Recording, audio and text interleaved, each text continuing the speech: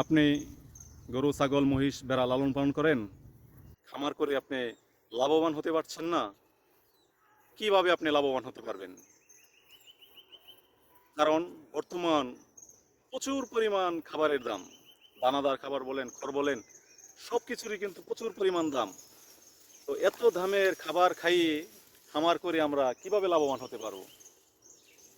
আসলেও আমরা যারা একবার খামার করেছি, আসলে আমরা যারা গরু ছাগল মহিষ প্রেমী যারা রয়েছি, আমরা লাভ হোক আর লস হোক, আমাদের কিন্তু এটা মানে একটা নেশা হয়ে গেছে যে আমাদের এগুলো লালন পালন করতেই হবে। তো আমরা যারা এই গরু ছাগল মহিষ যারা লালন পালন করে জীবিকা নির্বাহ করি, অর্থনৈতিক সচ্ছলতা চাই, তারা আসলে তো লস দিয়ে আমরা এটা টিকে থাকতে পারবো না। তো সেই ভাইদের জন্য বলছি যে আমরা কিভাবে এই খামারটা পরিচালনা করলে আমরা এখান থেকে কিছু প্রফিট পাবো বা লাভবান হতে পারবো। এর বিকল্প একটি পথই খোলা আছে আমাদের জন্য। কারণ আপনি আমি চাইলেই দানাদার খাদ্যের দাম কমিয়ে আনতে পারবো না। আপনি আমি চাইলেই খড়ের যে দাম কমিয়ে আনতে পারবো না। তার কারণ হচ্ছে বাংলাদেশে জমির পরিমাণ অনেক কম। ছোট একটা দেশ হিসাবে জনসংখ্যা বিপুল পরিমাণ, চাষাবাদ জমি খুবই কম। আর আপনার যে পরিমাণ ধানের খড় উৎপাদন হয় তার চেয়ে কিন্তু ব্যাপক পরিমাণে চাহিদা। তাই আপনাকে বিকল্প পথ হিসাবে বেছে নিতে হবে ঘাস।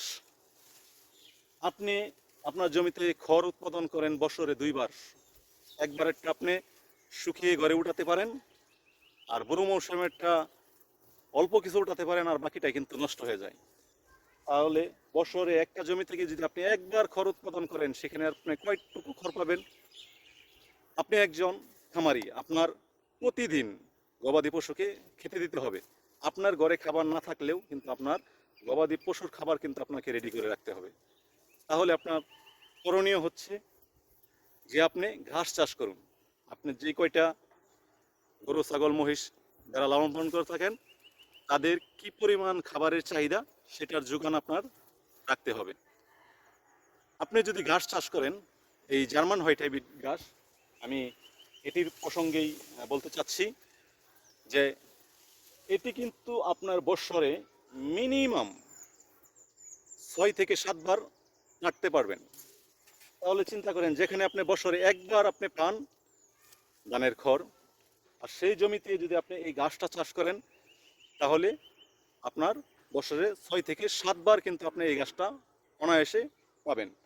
আর খড়ের তুলনায় কিন্তু এই ঘাসটা কিন্তু অনেক বেশি পরিমাণ ফলন হয়ে থাকে।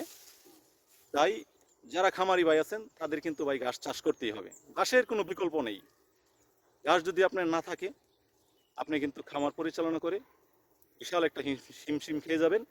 এবং এত কষ্ট করার পরেও আপনার দেখবেন বছর শেষে বা আপনার যে মেয়াদে আপনি করতেছেন সেই মেয়াদ শেষে কিন্তু আপনার কাঙ্ক্ষিত যে মুনাফাটা সেটা কিন্তু আপনি পাচ্ছেন না।